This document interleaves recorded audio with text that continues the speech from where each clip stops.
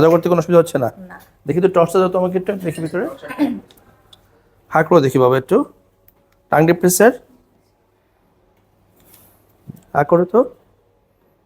ও very good, very good. নিয়মগুলো যেভাবে বলেছি সেভাবে পালন করতে হবে, হ্যাঁ? তাহলে তাড়াতাড়ি ভালো হয়ে যাবে, আরো তাড়াতাড়ি। আচ্ছা। ঠিক আছে? তাহলে কি করতে হবে বাসায় যেয়ে? এই যেগুলো ওষুধগুলো দেওয়া আছে নিয়ম করে খেতে হবে। খুব গরম কিছু খাওয়া যাবে না, শক্ত কিছু খাওয়া যাবে না, বেশি ধারালো কিছু খাওয়া যাবে না, ঠিক আছে? নরম খাবার দাবার খেতে হবে।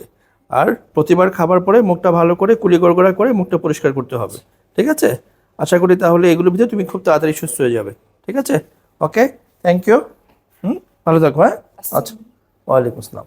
আসসালামু আলাইকুম, আমি ডক্টর মোহাম্মদ ইকরাম উদ্দিন, সহকারী অধ্যাপক হিসাবে ইস্ট ওয়েস্ট মেডিকেল কলেজে কর্মরত আছি।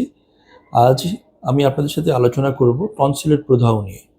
আমরা সবাই জানি যে গলার ভিতরে, গলার পেছনের দিকে যেটাকে আমরা বলি ওরোফেরিংস, তার দুপাশে একটা লিম্ফ, একটা দুটো গ্ল্যান্ড থাকে, এটাকে বলা হয় টনসিল। এই টনসিলের প্রদাহকেই বলা হয় টনসিলাইটিস।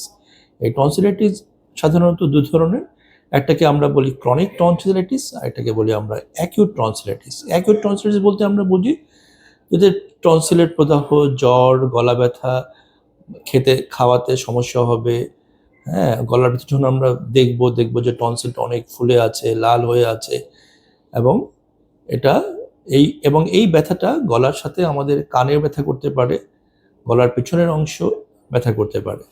যদি এটা অ্যাকিউট ইনফেকশন বা অ্যাকিউট টনসিলাইটিস হয়, সেক্ষেত্রে সাধারণত আমরা এটা কনজারভেটিভ ট্রিটমেন্টের মাধ্যমে আমরা এটা চিকিৎসা করে থাকি। আমরা রোগীকে বয়স ভেদে বিভিন্ন রকম অ্যান্টিবায়োটিক, একটা ব্যথার ওষুধ, এবং সাথে আমরা তাকে প্রচুর তরল খাবার জন্য উৎসাহ দিয়ে থাকি।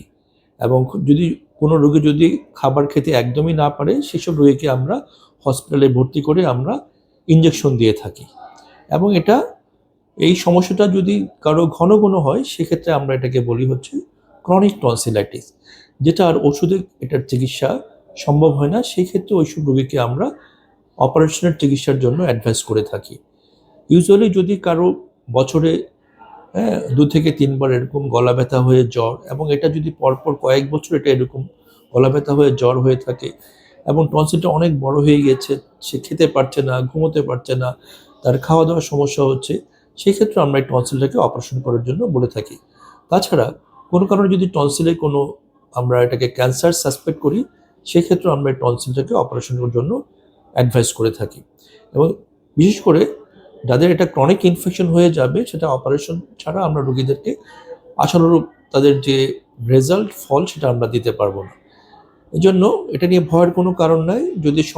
যদি অ্যাকুট সমস্যা হয়, আমরা নিকটস্থ নাক কান গলা বিশেষজ্ঞের শরণাপন্ন হব এবং তার কাছ থেকে চিকিৎসা নিয়ে, এবং কিছু নিয়ম কানুন, যেমন ঠান্ডা খাওয়া যাবে না, ঠান্ডা লাগানো যাবে না, ঠান্ডা থেকে নিজেকে বাঁচিয়ে রাখতে হবে, এবং অবশ্যই আমাদেরকে ফুড হাইজিন, খাবার যে হাইজিনটা আছে সেটা আমাদেরকে মেনটেন করতে হবে। তো এটা নিয়ে ভয়ের কোনো কারণ নেই। যদি সমস্যাটা অ্যাকুট হয়ে থাকে, আমরা নিকটস্থ নাক কান গলা ডাক্তারের শরণাপন্ন হয়ে আমরা চিকিৎসা নিব। আর যদি সেই ডাক্তার দেখে বলে এটা অপারেশন করাতে হবে, এটাও ভয়ের কোনো কারণ নেই। আমরা যে অত্যাধুনিক পদ্ধতিতে এখন এগুলো অপারেশন করি, ভয়ের কোনো কারণ নেই।